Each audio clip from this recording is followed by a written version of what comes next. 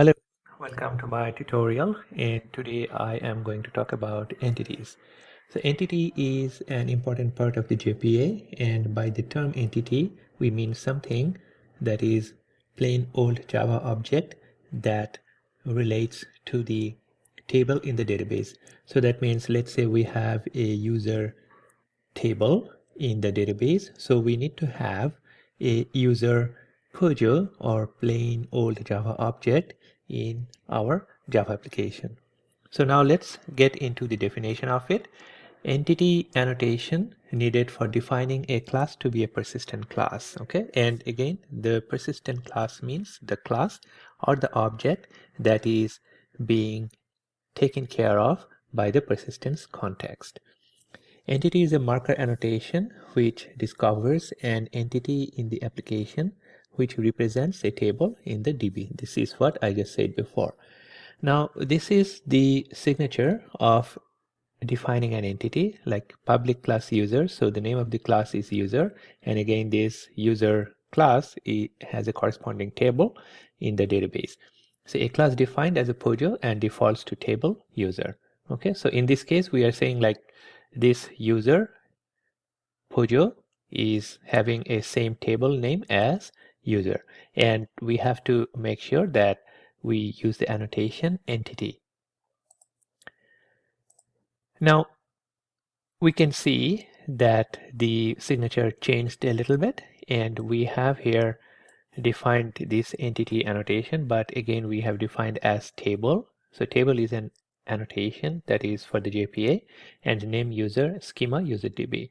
And what it does means that table annotation says that class user is representing user in DB. So that means this user class, you can say like this is uppercase U.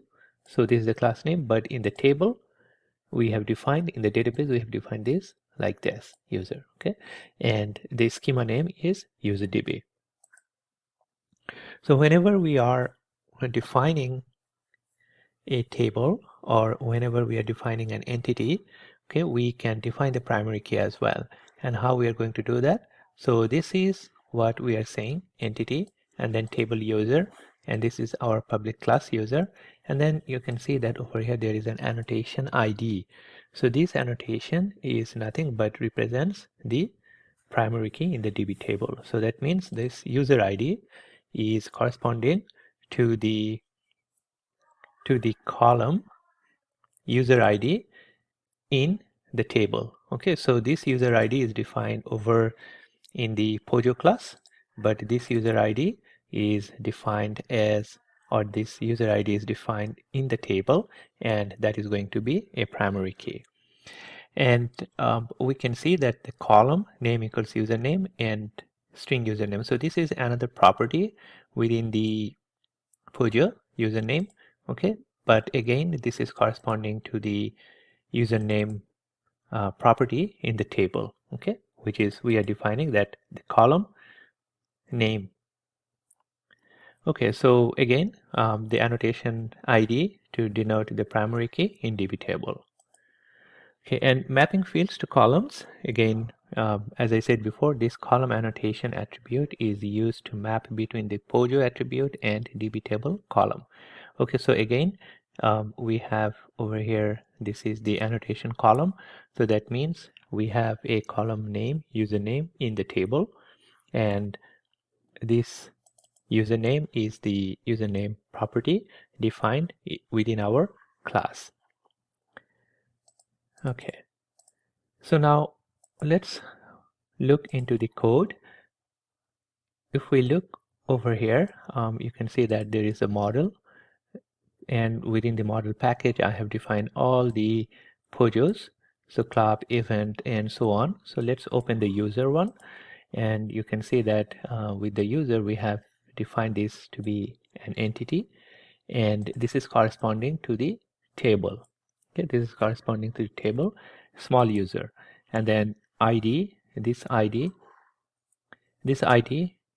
means like this user ID is a primary key that is defined within the database table. And again, whenever I'm saying user ID, this one column, so that means the column name defined within the table is user ID as well. So again, if you look over here, this username is defined. This username is defined as a property in the POJO class, but this is corresponding to the username field, okay, in the table. So in the table we have defined username like this, all small cases, but in the POJO class we have defined this as username with the N uppercase. And whenever we are going to change or update something, so we'll be using this one, but the JPA will make an arrangement so that this username is being changed in the table.